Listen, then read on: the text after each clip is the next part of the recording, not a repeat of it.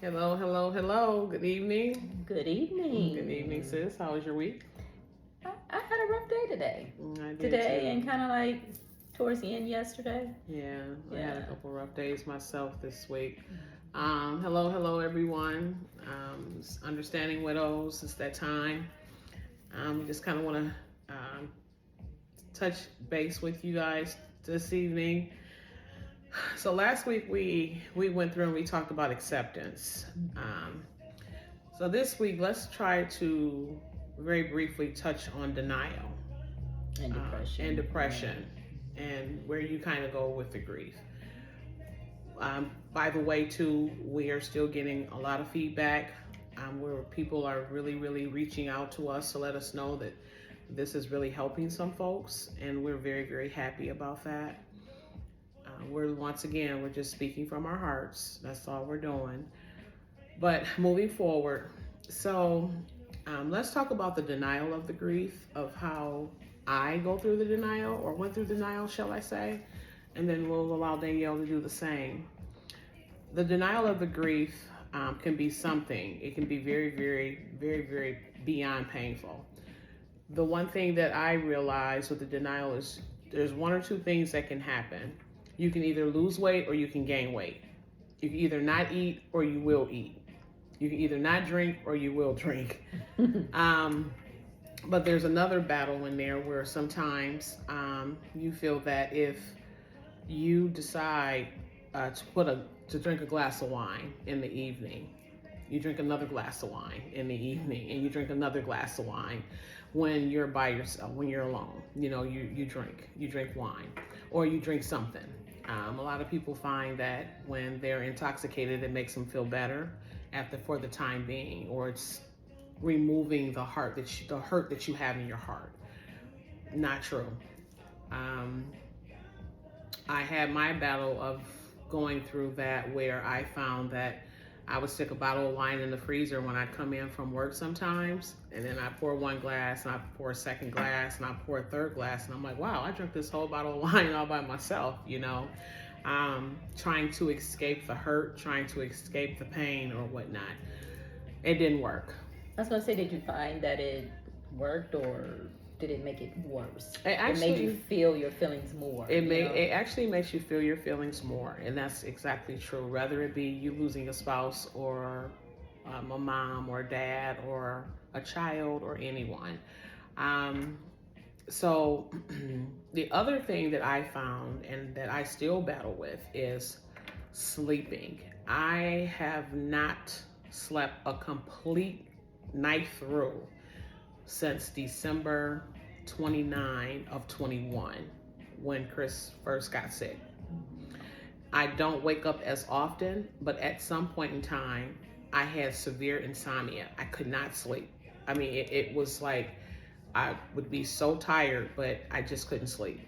I would get up, I'd walk and talk to myself, talk to myself. I try to find something to do. And I was beginning to be very tired because you have a full schedule ahead of you the very next day and you literally have been up all night. So there's several things that take place in this whole grieving process that you go through. Um, I did not want to start anything prescription. We didn't want to start anything prescription. Um, I didn't want to have to rely on that to go to sleep. I didn't want that to be the way that I functioned in my life. I am very more so melatonin, melatonin or different natural, things like that, yeah. natural. Um, and I also found too that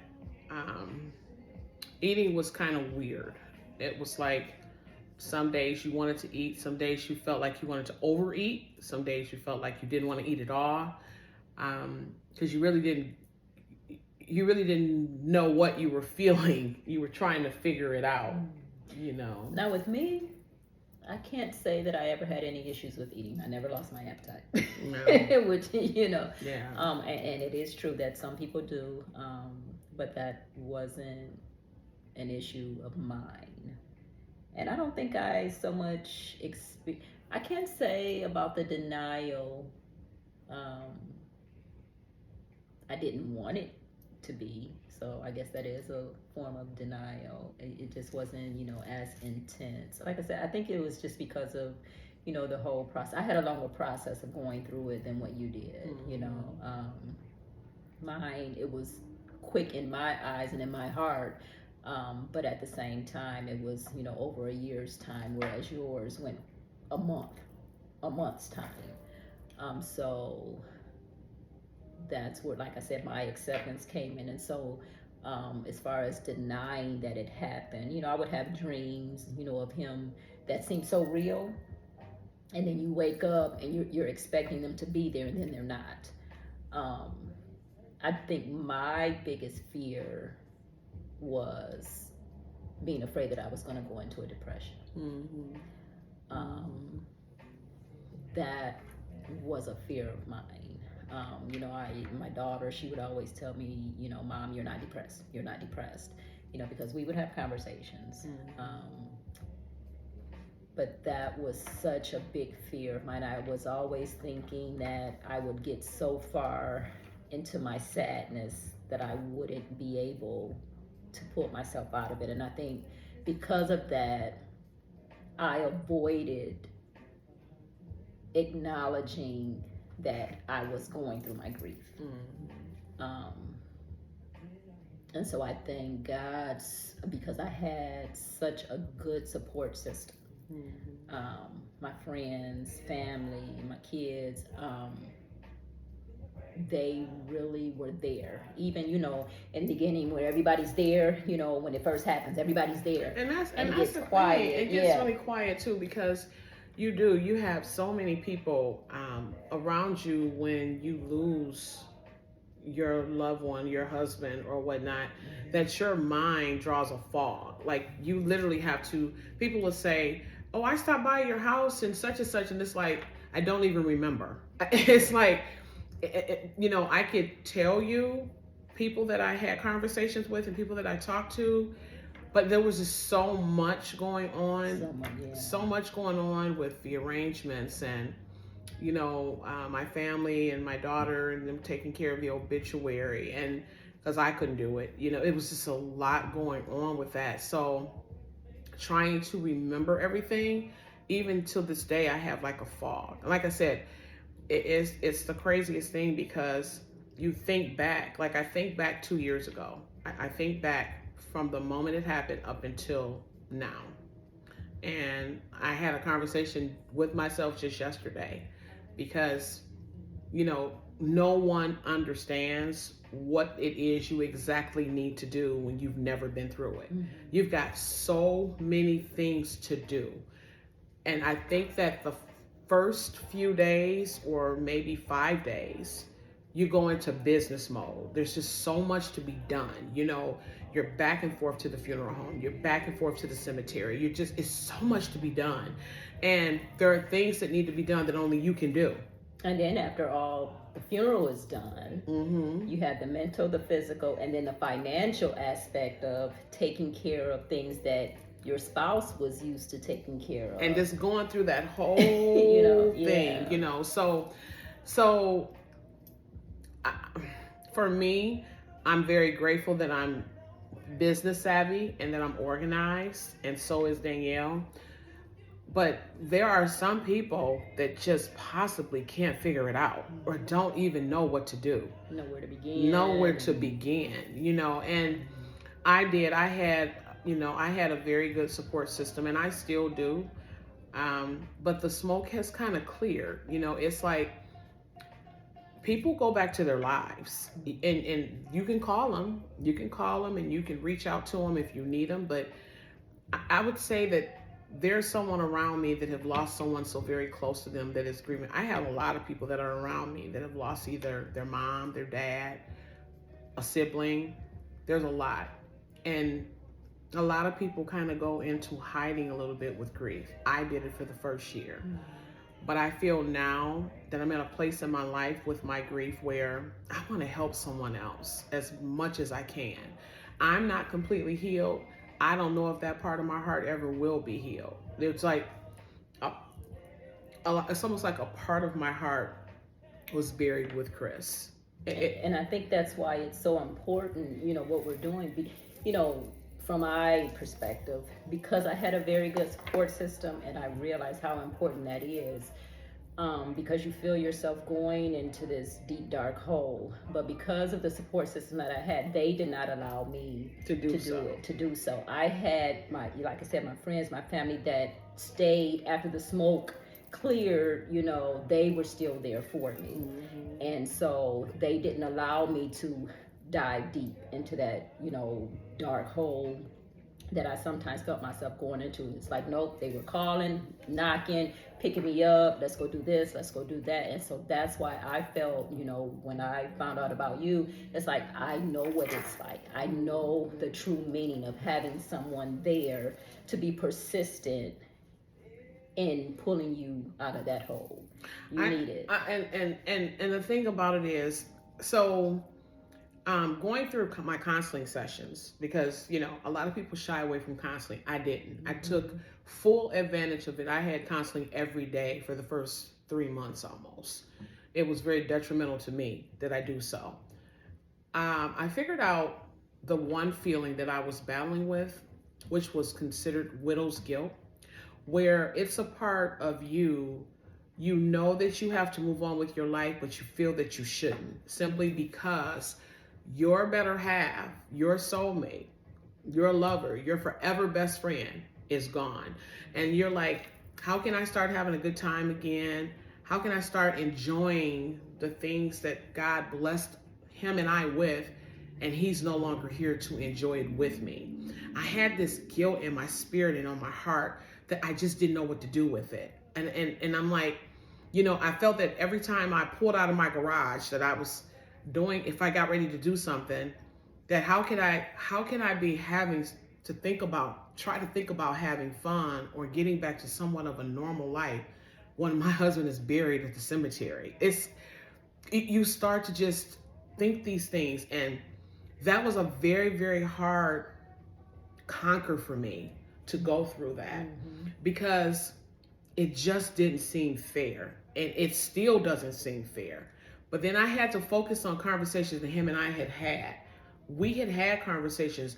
We went on vacations. We flew a lot and we drove a lot. People be like, "Oh, y'all driving that far?" We had conversations, and we would take those driving trips just to interact and reconnect on things that we felt that we could talk about. And I remember saying, I don't know what I would do in life if I ever lost you. And he was like, I'd want you to move on. I would not want you to roll over or I wouldn't want you to give up on life.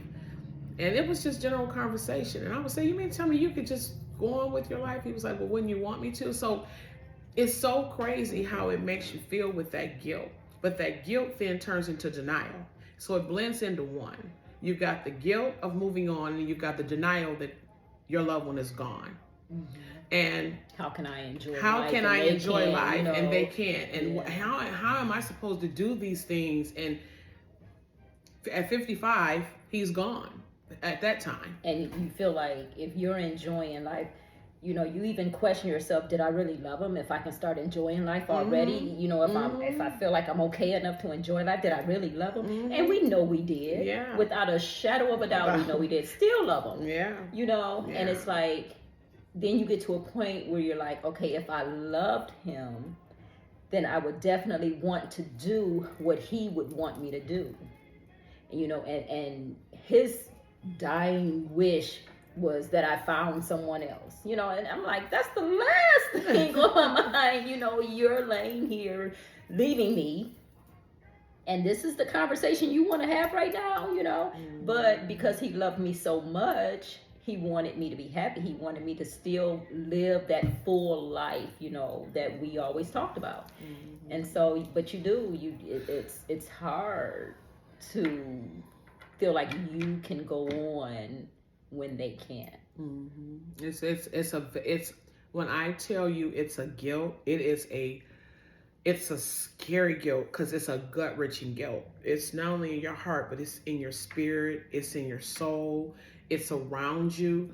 And you've got good friends whom you love and whom are good to you, in so many ways, just in conversation or whatnot. But then you see them with their spouses, or their significant other, and it's like that's what we used to do or how we used to do it. So, overcoming the guilt, I would say, is a very, very difficult process. It really is. And then once you do get there to a certain point where you don't want to dwindle away, you have to figure out how to move forward with life and enjoy. And that's when I came up in 2020. My husband passed in 2013. And in 2020, I said, this is going to be my year of yes. Mm-hmm. As long as it was legal, it didn't jeopardize my morals or my reputation. I said, I'm going to do it.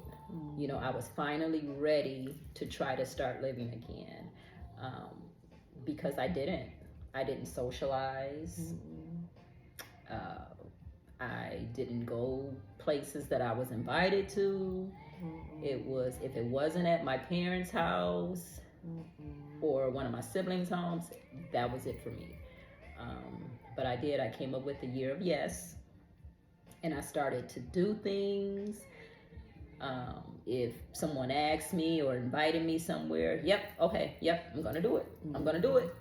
So with that being said, she kind of rolled that over to me, right? Like it was like, well, I'm going such and such is happening, such and such is happening. I'm like, yeah. I don't know if I really want to put these clothes on and do this. But and I'm like, she's like, no, you're going. I'm like, yeah. But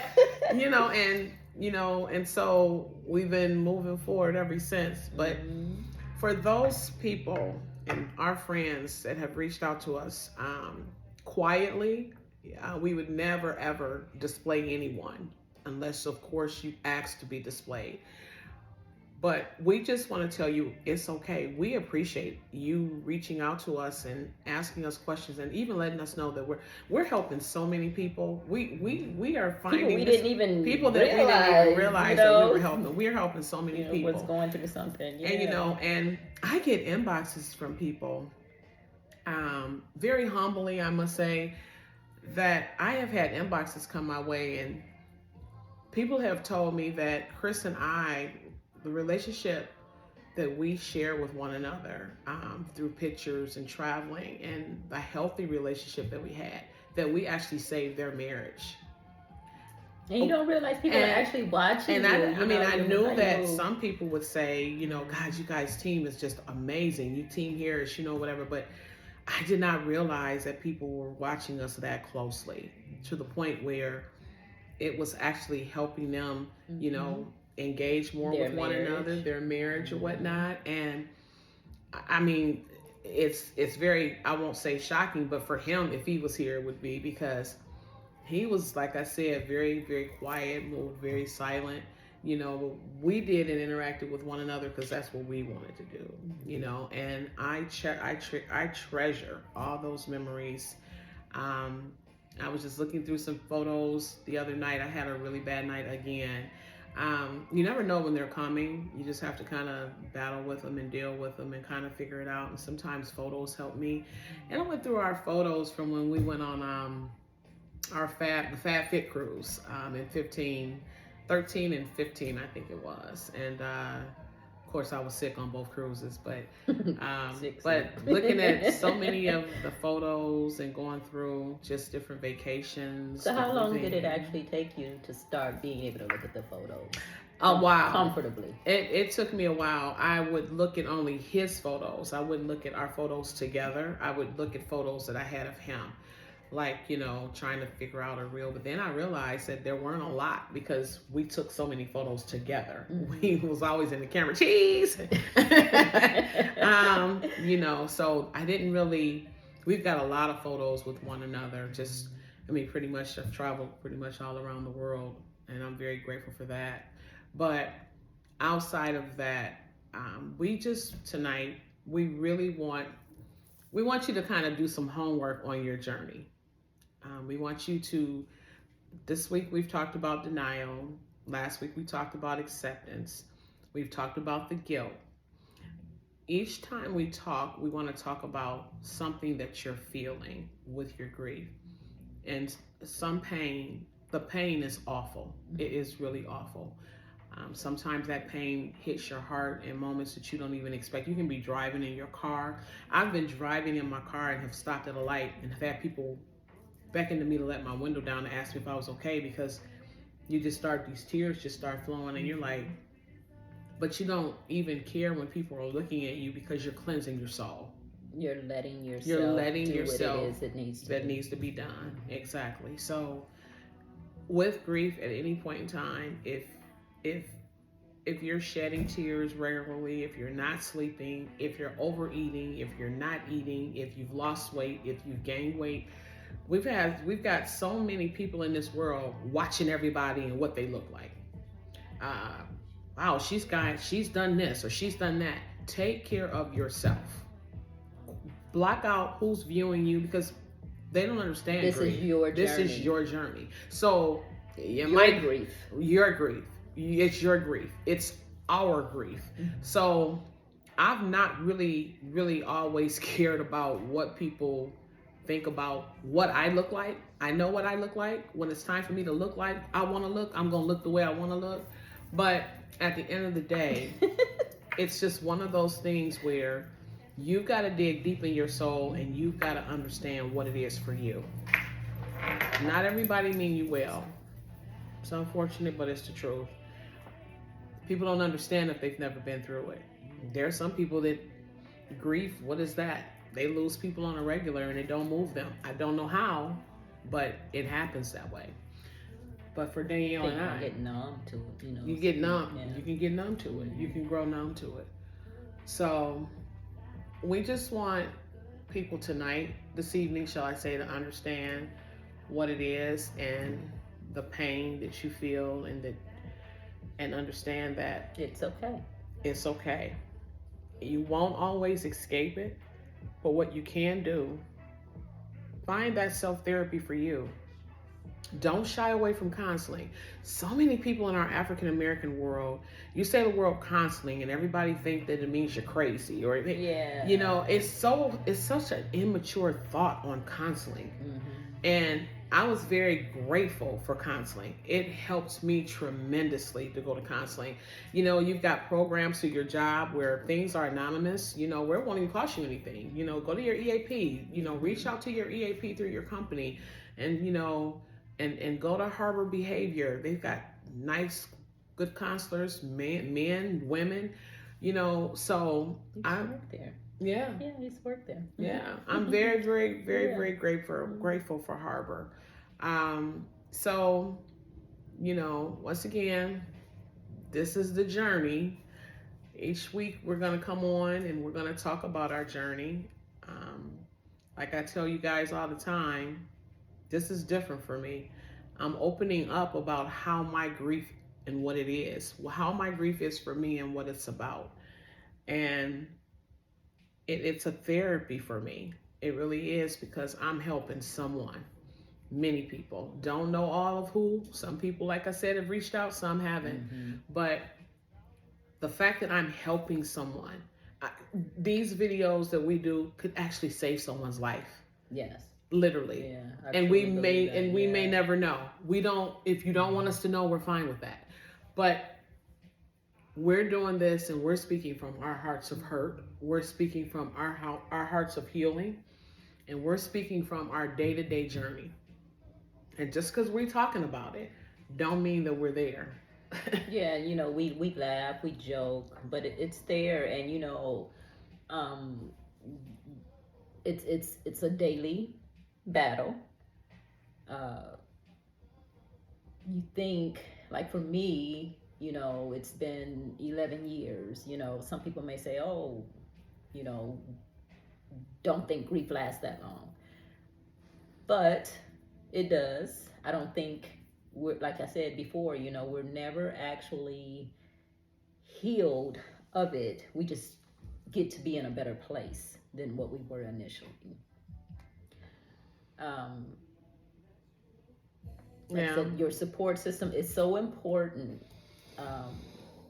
You can allow yourself to grieve, but you don't want to get stuck. You have to find someone, something, some outlet to help you through this. Something. Because it's very important to have someone. You have to have someone, Yeah. and you for can't do it alone. For people, for our friends and family who have not lost a spouse, because it's completely different losing a spouse than losing a mom and a dad. It's grief, but it's a different form of grief. And when you're experiencing both. No. She's lost her husband and her mom. Yeah, my husband in 2013, my mom in 2019. So, you know, it's grief nonetheless, but it is a different type of grief for both. When she told me that, when we literally met, I'm like, how are you functioning? Like, what in the world? How are you able to do this? But she does. She has the support system that's been there for her. But I mean, just think about it. Your husband and your mom. You know, that's tough. You know, and I say to myself now, you know, my mom is going through some health issues now. She's home. We've got a long road to go, but she's home. And I remember saying in the hospital a few weeks ago, God, no, I'm not ready. I'm not ready. You've already called my husband home. God, I'm not ready. What are you doing with my family right now? But then I had to come home and read my Bible a little bit deeper and understand that once again, we are all here on borrowed time. He can hear what you're saying. He can hear what you're saying. Definitely. But it's not our choice. Because that's how I do it. Because he hears me. I talk to him every morning. Mm-hmm. I was talking to my daughter yesterday, and you know, I do that. I have that Bible app on my phone, and I share the scripture every morning. Scriptures. Mm-hmm. And she was asking me how long had I been doing that, and I thought about it, and it was like it's been over 11 years because I started, you know, during the time when my husband was ill. So I've been doing that, you know, and so he is what gets me through. Mm-hmm. Yeah. Him and placing the, you know, right people in my life at the right time, and the thing about it is we get it. Like, you know, our friends that are still married, we understand the process and the journey of it all. You know, they're there for us as much as they can be, but their lives haven't stopped. They still have their husbands, they still have their families, you know, so we understand that things are different for us, you know. That's been very difficult for me, you know, at that point, getting to that point. So, once again, last week we had three sessions. Yeah, 3 segments. We had 3 segments. What was it? Part 1, part 2, part 1, part 2, part 3, and we hope that everybody was able to zero in on all 3. We're going to do this every week. We're going to talk about something different every week. We're going to talk about what we're feeling, and hopefully it can help others, you know, understand. Hopefully you can take something away from what we're going through, you know, and how we deal with it.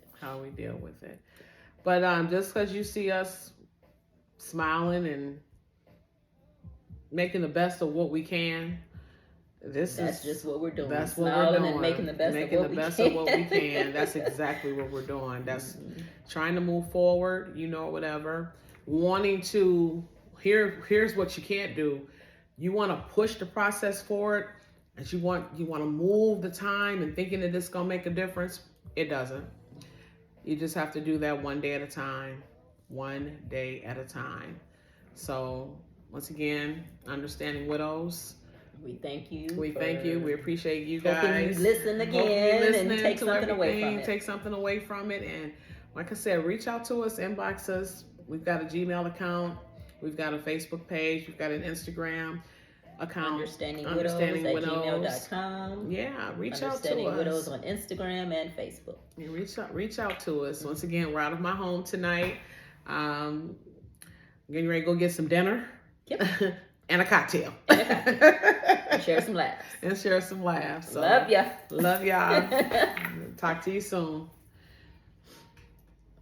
Here we go again with this. She's so funny.